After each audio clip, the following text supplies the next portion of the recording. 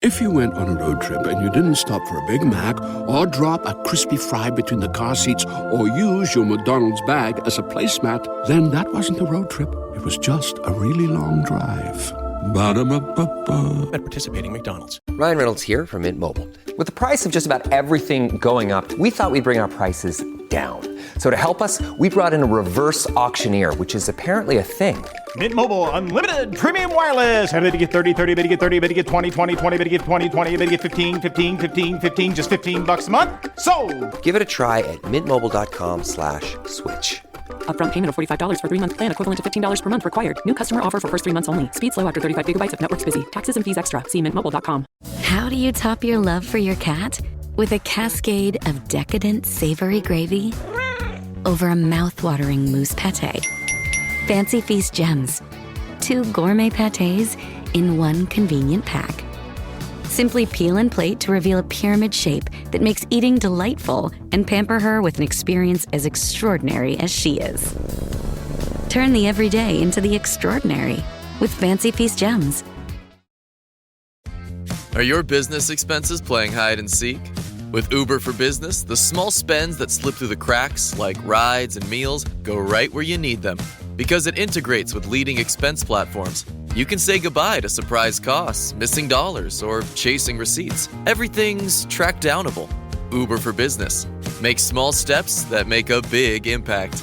Learn more at uber.com/small steps.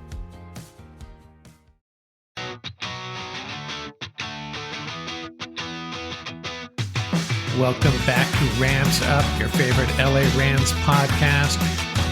We are part of the Fans First Sports Network, and you can follow us on YouTube at youtube.com/@RamsUpPodcast.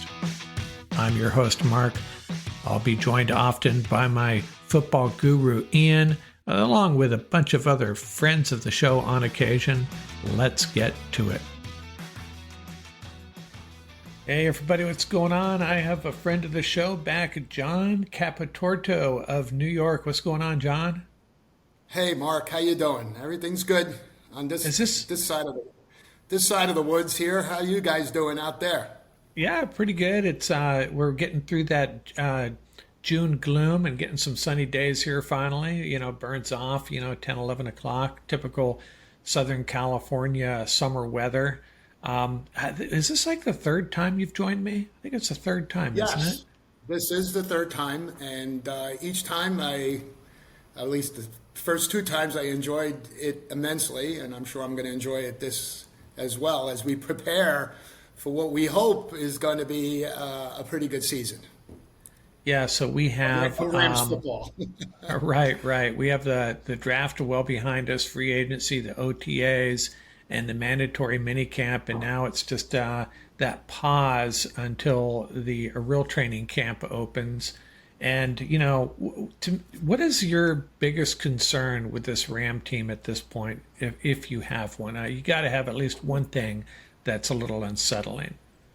Well, Mark, going through each of those steps since we last spoke, and I know at the time we were talking about there was that other lull between the end of the season, the end of the playoffs, and the beginning of free agency, and we were talking about who on the team to keep or not keep, and I think there was a couple of things that I said at the time that, looking back, it didn't happen, and we didn't keep Jackson, the other Jackson, Jonah Jackson, and that ended up being a good thing because Detroit gave us the best deal, and we were able to get him off our book. So it's so hard to predict how things are going to go, but I think when it comes to free agency, I think two pickups that were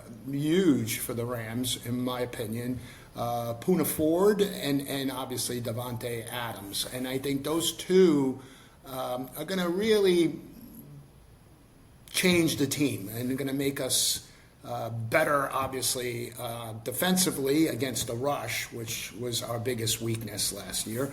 And also replacing, even though you never replace Cooper Kupp, but Devontae is going to come close to it, hopefully even do it better, as far as the Cooper Kupp of the last few years. Having said that, then, the draft, I think we did very well with the draft. I think the Ferguson is going to, and we talked about getting a tight end, and we talked about different tight ends. Ferguson was not on the radar when we talked the last time, but, I think, from what I'm hearing, the kid's good. So I think he's going to change our offense and make us more dynamic. I think a couple of the other players that they got during the draft are going to help on both sides of the ball. But, those were the big moves, in my opinion, that I'm looking forward to seeing and watching when the season starts. I think they're going to make a big difference.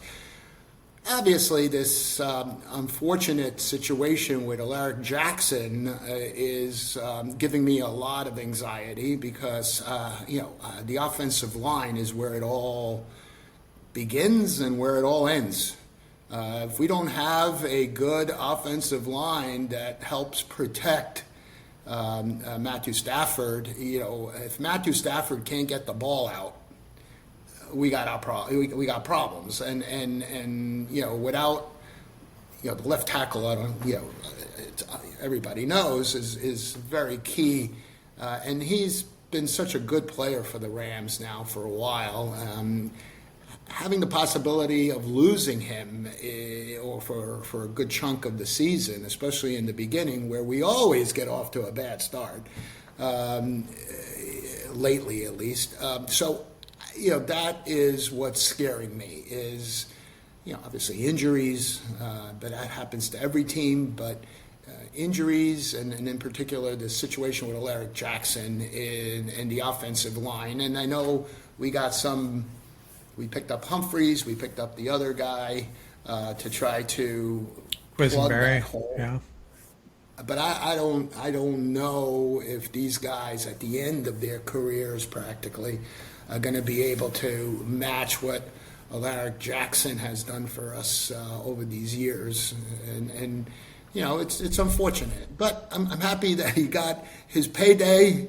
I'm always happy when players get what they deserve, and he deserved it. He earned it. He didn't get drafted, and he did very well for himself and for the Rams. And I think if he doesn't make it on the field, or if, God forbid, he is on the field and he's on some sort of medication, blood thinner, as you know, I'm a doctor in training, by training, and I will tell you that these blood thinning medications, will put the person at very, very high risk. We're worried, especially when we give it to older patients. They fall, they hit their head. You're always worried about an internal bleed. Here's a fellow who's going to be playing football, which is a very violent sport, and getting hit, every play. So you kind of worry about him. But at the same time, if he's out, next man up. Do we have enough to be able to protect Matthew Stafford? And that is something that keeps me up at night. Yeah, that's I think that was the obvious answer of what are we worried about? There's not a whole lot else to be worried about with this roster, but I went on and on for a couple months that I was concerned about the backup tackle situation. One thing that we didn't address, and that was before the Alaric situation.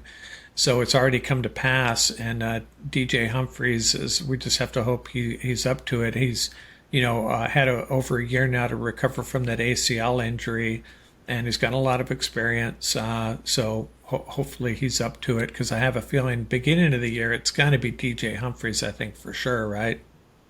Yeah, again, I'm every time I listen to Rams updates, and even recently they were talking to Sean McVay, and he was pretty confident that somehow Alaric is going to be ready for opening day, or maybe I misunderstood what he was saying, or maybe it was just McVay speak, as you guys talk about McVay speak, just to get the team pumped up.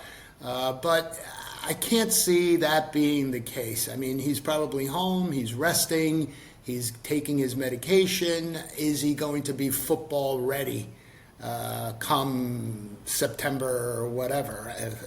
I don't see that happening, but, who knows? Hopefully, and again, we don't know because we don't know enough about what it is that is causing these clots, and he's obviously predisposed to developing these clots, so he has some sort of blood clotting disorder. So it's hard to tell because we just don't know enough, and I'm hoping that all we do know is that he's had these clots before, and now this is a recurrence of what he had before. And that makes it even more, you're even more nervous about it because this is not a one-time deal. He had it, he's developed them again. So, and again, first things first, you want him to be and stay healthy. And then obviously, if he's not ready, we have to make sure you have the backup. And I have to give, as usual, Les Snead a lot of credit in going out and getting the backup, just in case. And the backup that he got, definitely Humphreys, when he was healthy and he was at his prime, he was killing it in Kansas City. Yeah. Yeah, and as far as what's to be excited about, you mentioned Poona Ford, obviously, it's going to help the run defense. And then, if you think about it this way, as far as the offense, Cooper Kupp and Tyler Higbee, two of my favorite Rams of all time, just warriors. It's hard to say anything negative about either one of them. But you replace a Cooper Kupp who's had trouble getting separation over the last season. He hasn't been himself. And Tyler Higbee has always had some limitations. I mean, he's a very good tight end, but he is what he is, just a good tight end. You replace them with Devontae Adams and Terrence Ferguson, who appears to be, more of that dynamic, athletic tight end that can get vertical, and do some really fun stuff with the ball in his hands.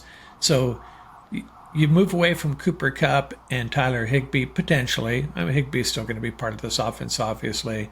But replace them with Devontae and Terrence Ferguson, and that has me excited because that adds an element to this Rams offense that we really haven't seen. Maybe Odell Beckham brought a little bit of that, that athletic wide receiver that can do a lot of crazy things downfield. But I'm excited about that, to seeing this offense with Devontae and Terrence Ferguson on the field together, with Puka, of course.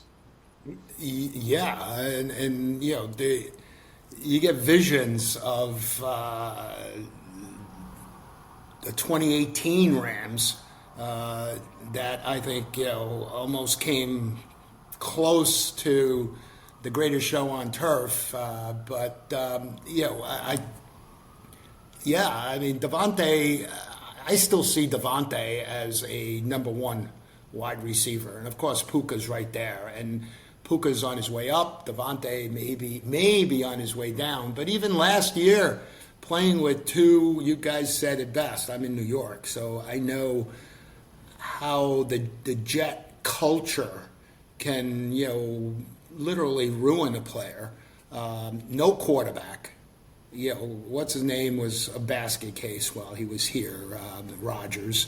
And yet, and forget the time that he was in Vegas. I mean, he was like way over 1,000 yards and some big plays that he had while watching him on Sunday when he was playing for the Jets.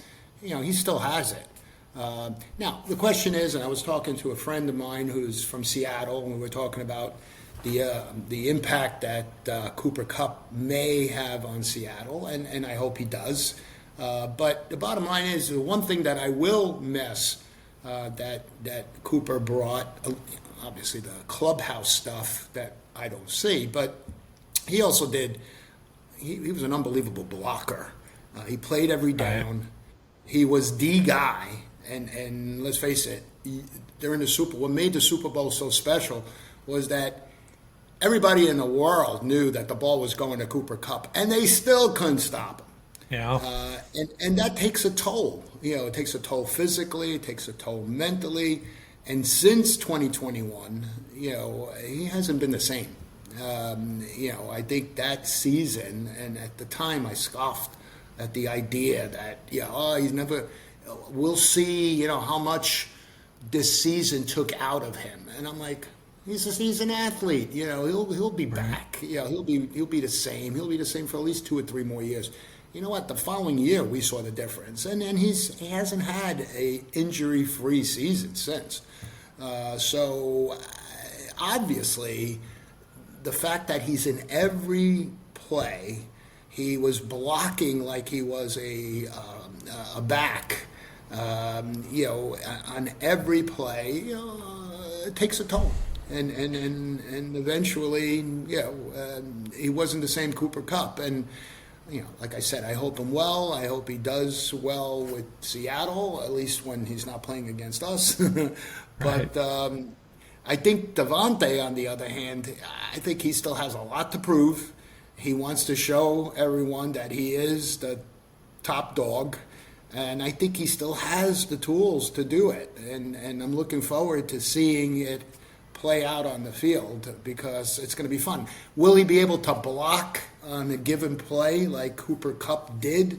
Probably not, because that's not his game. But that might be a blessing. We'll keep him on the field longer. Yeah, and McVay has talked about that, saying how, the Rams' 11 personnel, it's sometimes in name only, because guys like Puka and Cooper Kupp participate in the run game like a tight end, and that was the key to their 11 personnel, is they have wide receivers that are very physical and can participate in the run game like that. But he acknowledged, that this is there's a wear and tear element on wide receivers when you play that game. And we've seen that with Puka too. Puka's, missed a lot of time, just like Cooper Kupp has. So maybe, a guy like Davante, they're still going to go, when they do go 11 personnel, it may be more traditional, where they're not necessarily involved in the run game as much, perhaps. But we'll have to see. McVay, I think, I think sometimes, like a lot of good coaches, they may have a plan. Oh, I'm going to change it up. I'm going to be a little different this time around. But then they go back to, what they really, really like. But he's shown that he can evolve as well. They change their running game scheme and other things. And I think that's also a key. I think this is a transition period, a transition year for the Rams, where they're moving, away from what brought them the Super Bowl to, a different approach. I think it's going to be hopefully just as effective, but I think it's important to see that McVay evolves as well, and that Stafford evolves as well, in that, he can't keep looking at the same guy when he's throwing a pass, or I could tell you over the years, tight formation, the 11 personnel, tight formation, and he was using the same exact formation and play scheme on every single play, and then changing it as it was happening. And he had the same people on the field all the time. And you knew pretty much where the ball was going. If it wasn't being handed off, it was going to go either Cooper Kupp, and then lately it got transitioned over to Puka. Right. But I think he needs to kind of, and he said it, he said it at the end of the year, more versatility in the play calling, but that's not up to us, that's up to him, because he's the man calling the plays. So he's got to make that change, he's got to use everybody on the field, and have some fun. Yeah, you got to spread the ball around more. Guys like Tutu Atwell didn't get nearly as many targets as he deserved. And one thing to keep an eye on, and I'm just kind of guessing here, I think the Rams could approach this season. Kyron Williams is going to be the starting running back, and he should be. But he has some limitations as far as, big playability. And Blake Corum will be his backup, because he's a very similar running back. But I think we're going to see some snaps for Jarquez Hunter, who has a higher end speed, long speed, the ability to break big plays. And if you can imagine a Rams offense, how different it could look with Jarquez Hunter, Terrence Ferguson, and Devontae Adams, and Tutu Atwell, perhaps, the speed element and that big playability. And I'm not saying Jarquez Hunter, don't misunderstand me, he's not going to be the starting running back, but if he, proves that he can carry learn the playbook and perform in camp, not necessarily the preseason, I don't think the Rams care too much about that. There's going to be some snaps for Jarquez Hunter, I'm thinking, this season. And that would be a change for McVay as well, because you know how he treats rookie running backs. Kyron Williams, rookie season. Blake Corum, rookie season. Not seeing much action. I'm predicting Jarquez Hunter will get his fair share of snaps over the course of this season. And that'll be fun, because there'll just be just more electricity in the air, I think, with guys like Hunter and Ferguson and Adams than with Williams, Cooper Kupp, and guys like that. Just a thought. How do you feel about that? I've got to see it to believe it, Mark. Yeah. Because over the years, I mean, Corum, Blake, this is Blake's year to, step up and show us what he has. Yeah. He never had that opportunity last year. When he did, somehow it was very short-lived. So I can't see them, McVay, unless this kid breaks a few plays and takes it to the house early on to the point where, we got to use this kid. He's the lightning to the other guy's thunder. Then maybe we'll see more of him. But I think he's going to stick to his usual process and kind of work him into plays. I'd like to see more plays from the backfield, even passing plays, more screen plays, more set plays to the running back, as far as passing plays. Yeah. I would love to see that, because I think that's going to lessen the pressure on Stafford and help the offensive line. It seems that sometimes, whenever we are getting pressured and Stafford is getting rushed, the defensive line is not holding, that's when you should pull out those plays from your playbook. And we haven't seen as much of that. So, look, I don't know. It sounds like this Hunter kid is going to be good. He's bringing a totally different aspect to the running back position than what we have, no doubt. But it's going to take a big leap for Sean McVay to bring him in and use him as a weapon early on. I hope so. Yeah. Because, like you said, it'll only make them more dynamic. And that's what we're looking for. That's what he wants. He wants more versatility. Yeah, the lack of big plays out of the running back position was the only, and the fumbling. Those are the two things that, although I think the fumbling thing's overstated in my opinion. There was a couple of really painful fumbles that we remember. But considering the number of carries he gets, the number of touches Kyren gets, his fumbling wasn't out of control, in my opinion. I think it was the two fumbles.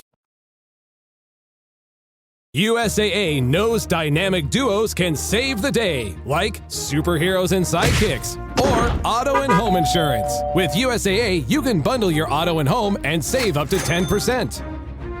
Visit USAA.com/bundle. Bundle savings are off total premium, not available in all states or in all situations. To qualify, auto policy must be active prior to property policy issue, subject to change. Restrictions apply. Membership eligibility and product restrictions apply and are subject to change. USAA means United Services Automobile Association and its affiliates, San Antonio, Texas. Hey, it's Paris. You know I love sparkly things, right? Like stars. Duh. And thanks to Hilton and AutoCamp, I just slept under them. Picture me, serving looks by the fire outside my luxurious Airstream, making s'mores with the kids, while a national park is our backdrop. The great outdoors meets Hilton hospitality. That's hot. Explore all the new ways to stay at Hilton.com. Hilton for the stay.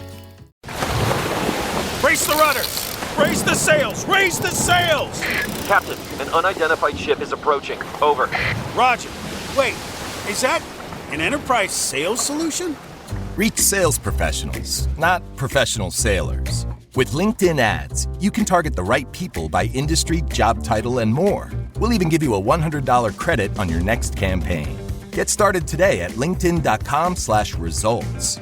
Terms and conditions apply. My day kicks off with a refreshing Celsius energy drink, then straight to the gym. Pre-K pickup, back home to meal prep. Time for my fire station shift. One more Celsius, gotta keep the lights on. When the 3-alarm hits, I'm ready. Celsius. Live, fit, go. Grab a cold, refreshing Celsius at your local retailer or locate now at Celsius.com. This episode is brought to you by Polestar. There's only one true way to experience the all-electric luxury SUV Polestar 3, and that's to take a test drive. It can go from 0 to 60 in as little as 4.8 seconds with the dynamic handling of a sports car. But to truly understand how it commands the road, you need to be behind the wheel. Up to 350 miles of range, the 3D surround sound system by Bowers & Wilkins.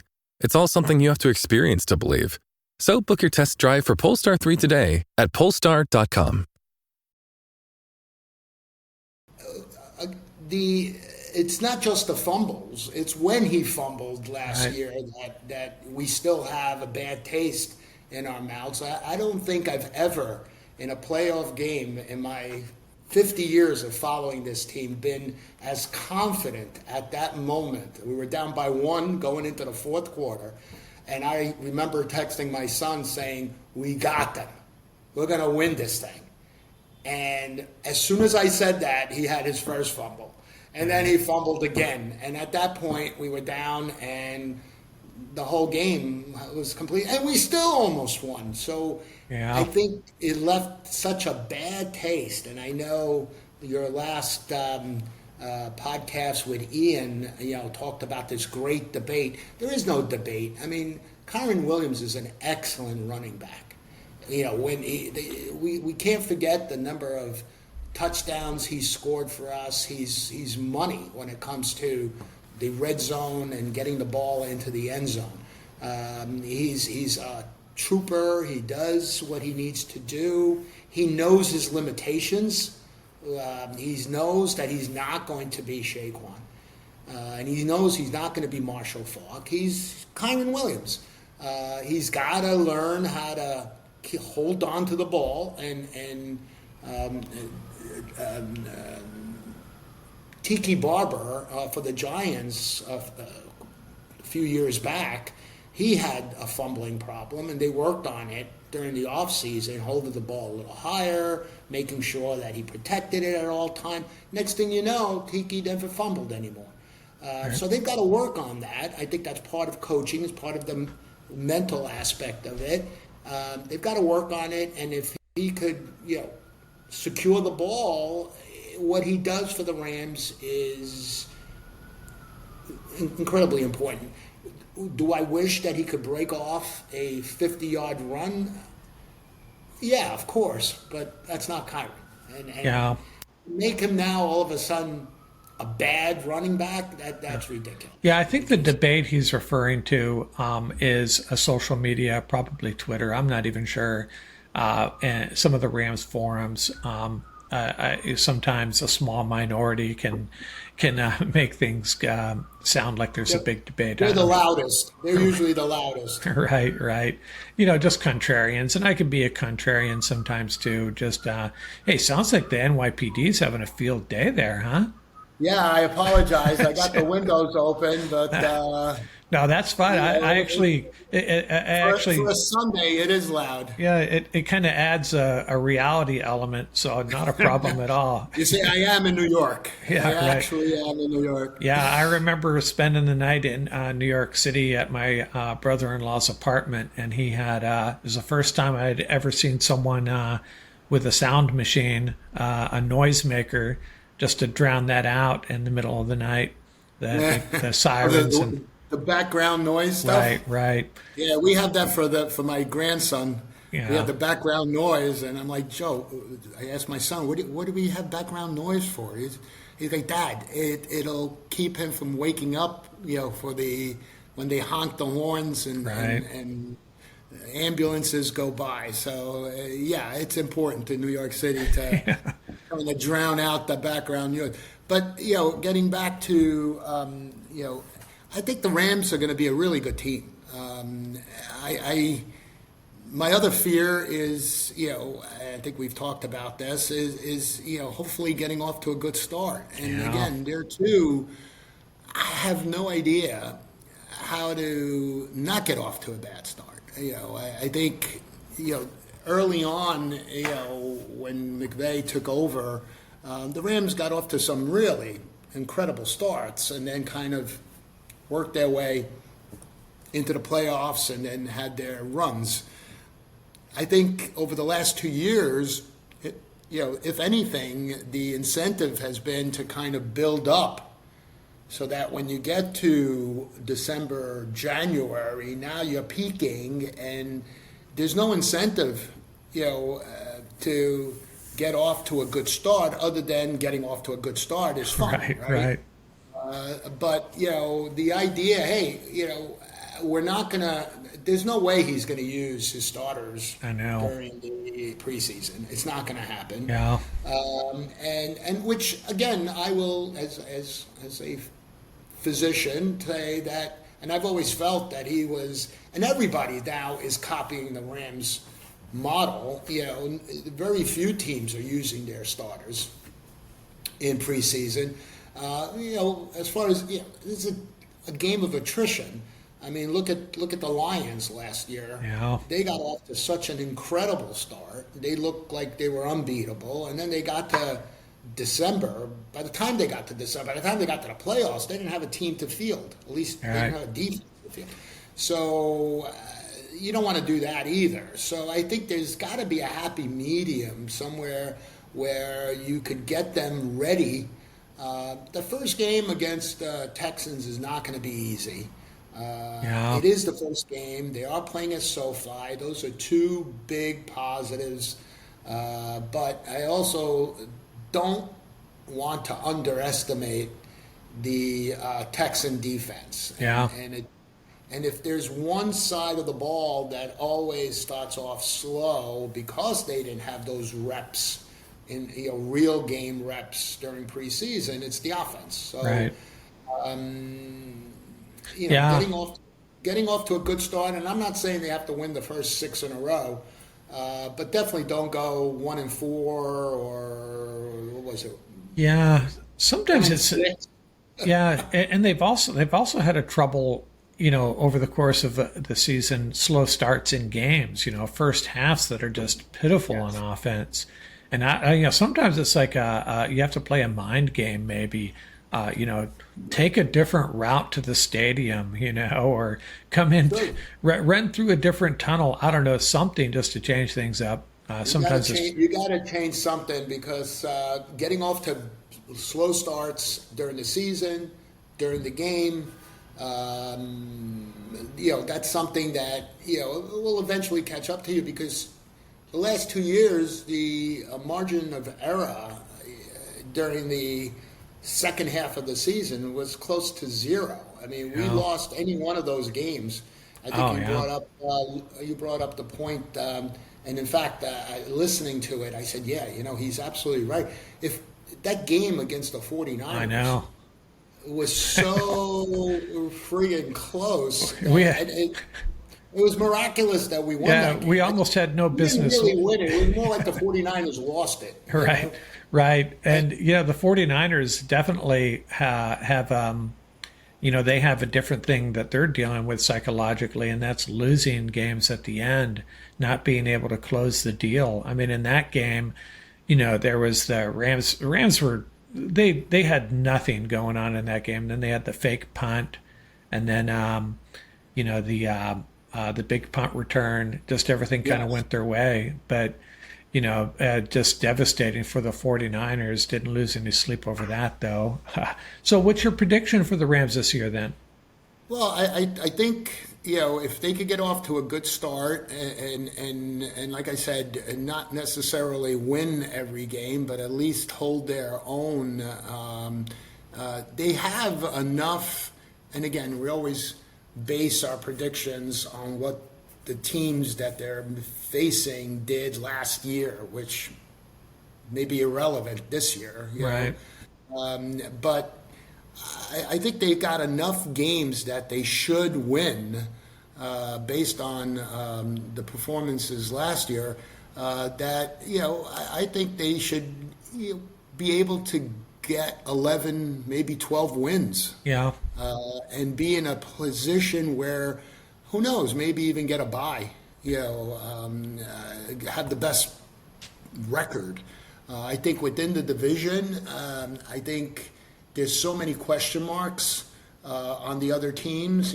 Obviously, Seattle has completely revamped their team, so we have no idea, what they're going to put on the field. The 49ers, the only thing that's going, in my opinion, for the 49ers is their schedule. Talk about weak schedule. I mean, they have a last-place team schedule. The 3 games that they're playing against last-place teams, we're playing against first-place teams. Right. So that is, God knows, what the 49ers, health has been their biggest issue last few years. And then you have Arizona. They always get off to a good start, and then they fizzle out. So within the division, I definitely think the Rams should be able to win 4 games at a minimum. 4-2? Yeah, at a minimum. I mean, obviously, as a Ram fan, I hope they win all 6 of them. But, you figure you're going to lose 1 or 2 on the road. And then, playing the South of both the NFC and the AFC is a big break. I think, other than the Texans and obviously Tampa, the other teams are not, we should be able to handle them. And then you've got the games that you're playing, the top team in that division. Obviously you got Philadelphia, you got the Lions, and then you're playing, I've always referred to it as the 17th game. You're playing the Ravens. Right.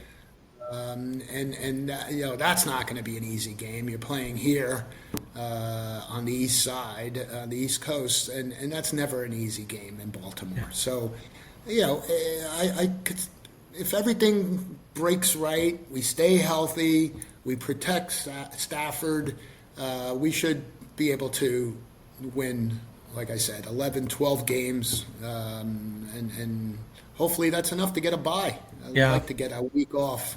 Not have to worry about it.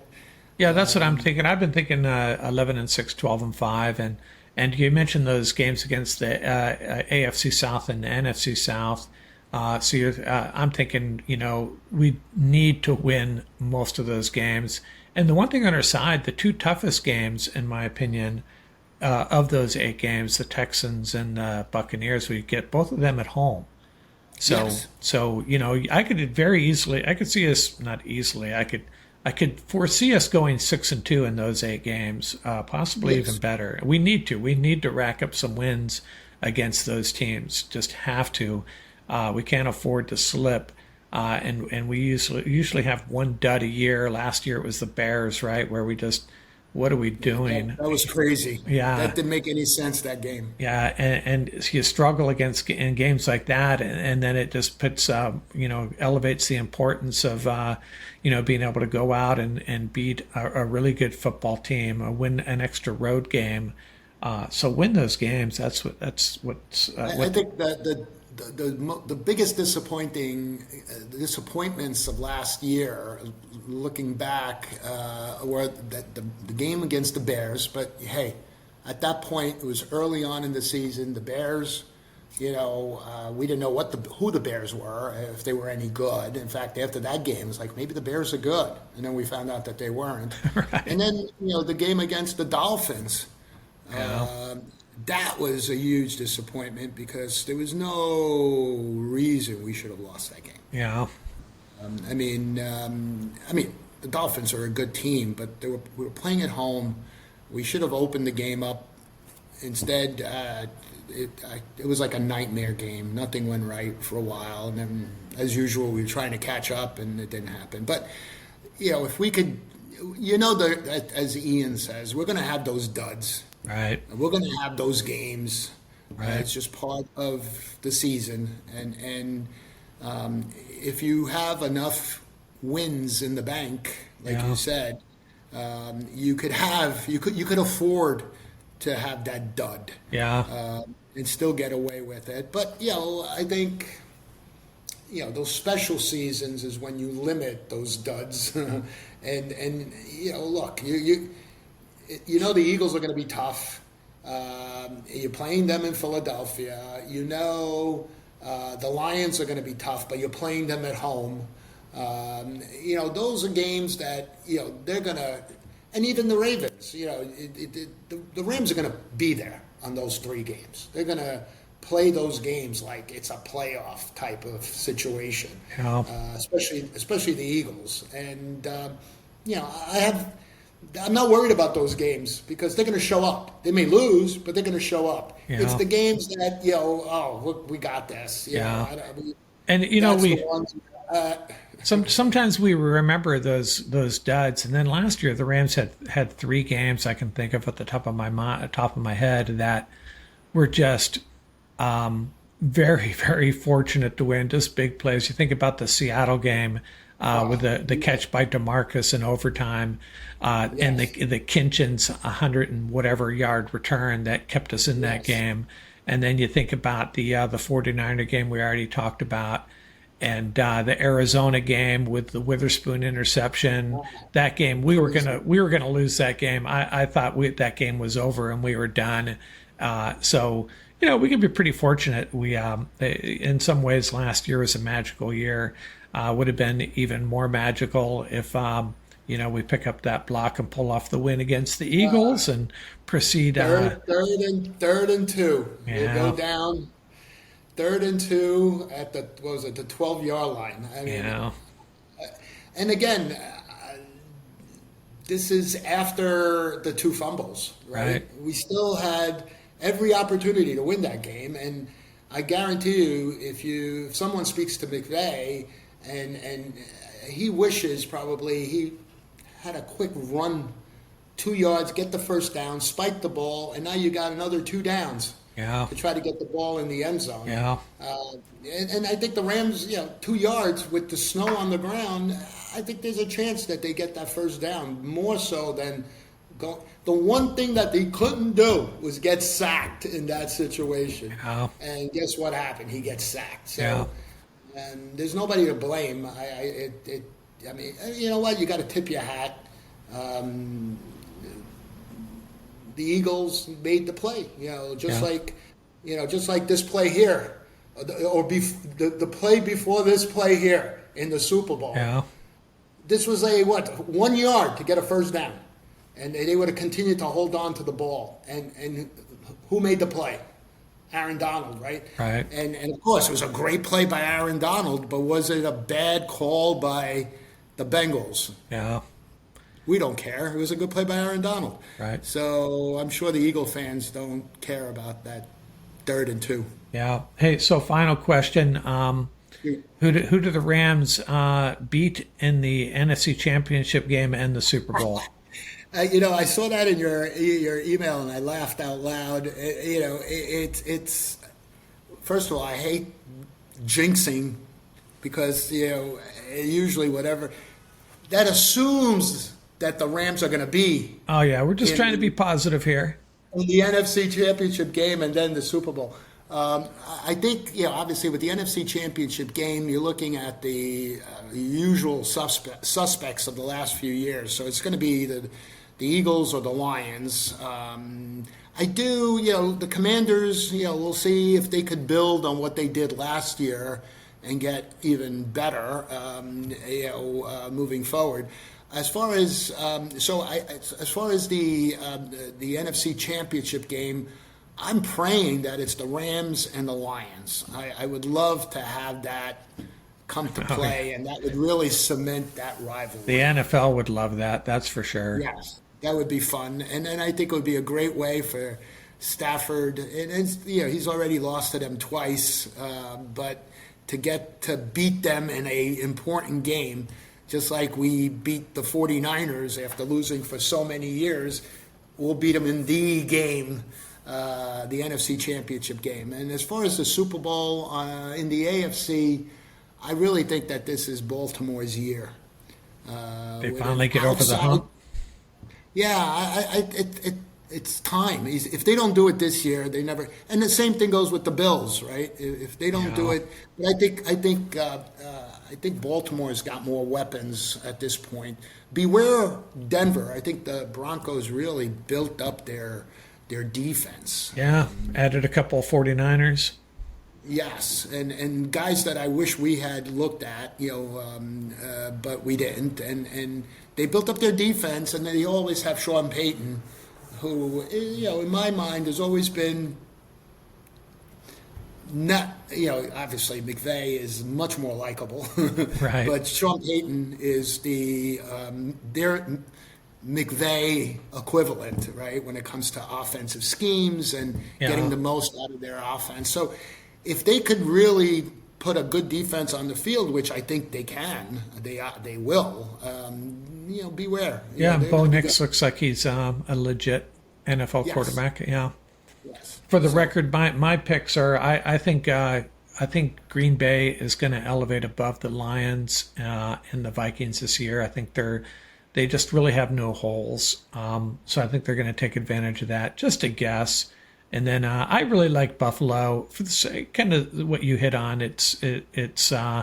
I love their quarterback, and it maybe just be their time. And that Rams-Bills game last year, that's another game. That was so much fun. Another crazy game that the Rams ended up winning. And man, that was an electric game. So much fun. That's right there with the Rams-Vikings and the Rams-Chiefs, and you could put the Rams-Bills regular season games in there as classics. I met a Bill fan in one of the bars here in New York, and he had his Bills hat, Bills Mafia all over the place, and I had my Rams hat, and he's like, we entertained America this year. I said, we really did. I said, that was like the most fun I've had in a regular season game since the Kansas City game that the Rams played in 2018. So I said, it's too bad that they didn't end up meeting again in the Super Bowl. Yeah. Because that would have been a lot of fun. Yeah, the thing that made that Rams-Chiefs game extra special, in my opinion, there was something about the Coliseum that night. It was just surreal, There was just something going on there. It was electric. Yeah. It really was. Yeah. And the city needed it. If I recall, you were going through the same issues as far as the fires were concerned. The game wasn't even supposed to be played in L.A. It was supposed to be in Mexico City. So it all came together, and they were by far the two best teams in the NFL. I mean, I hated the idea that the Patriots ended up winning the Super Bowl that year. I know. Because I could see us losing to the Chiefs in the Super Bowl, but to lose to that Patriot team, and they had no business losing that AFC Championship game to the Patriots. That penalty that would have finished the Patriots off when the guy lined up, offside. Oh, right. But it is what it is. Yeah, the country wanted the Rams Chiefs, and they didn't. They still haven't gotten it since that.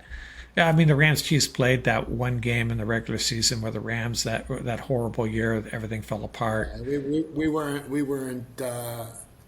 weren't going to be able to keep up with the Chiefs, not that year. Right. I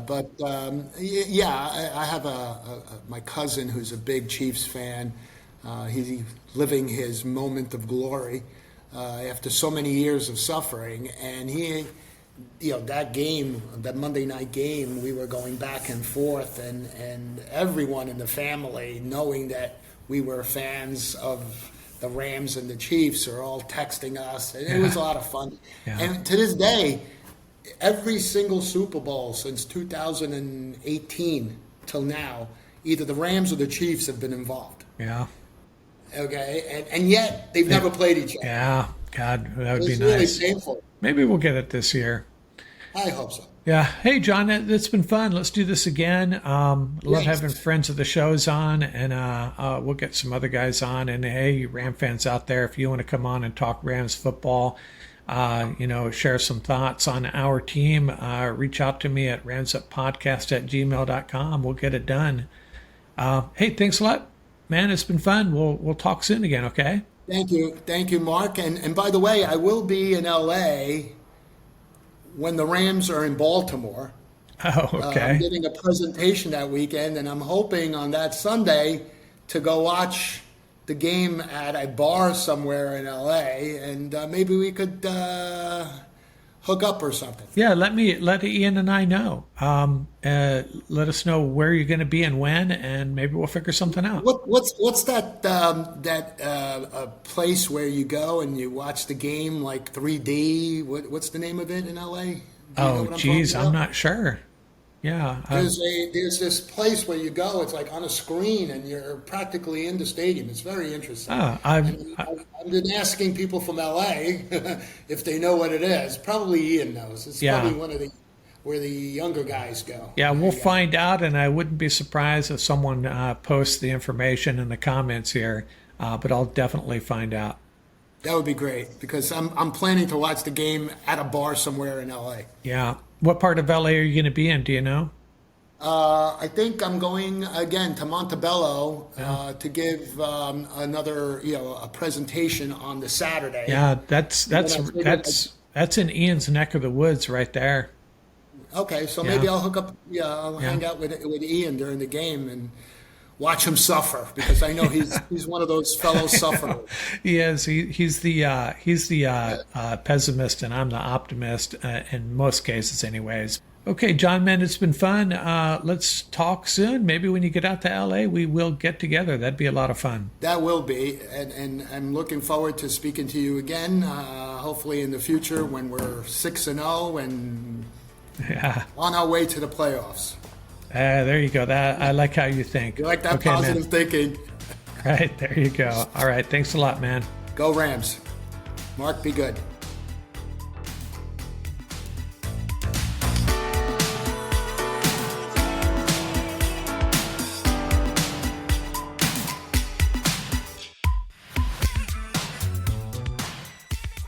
That's going to do it for this episode. Remember, you can reach us at ramsuppodcast@gmail.com. And don't forget about our YouTube channel. Till next time, keep the horns up, stay safe, and have fun out there.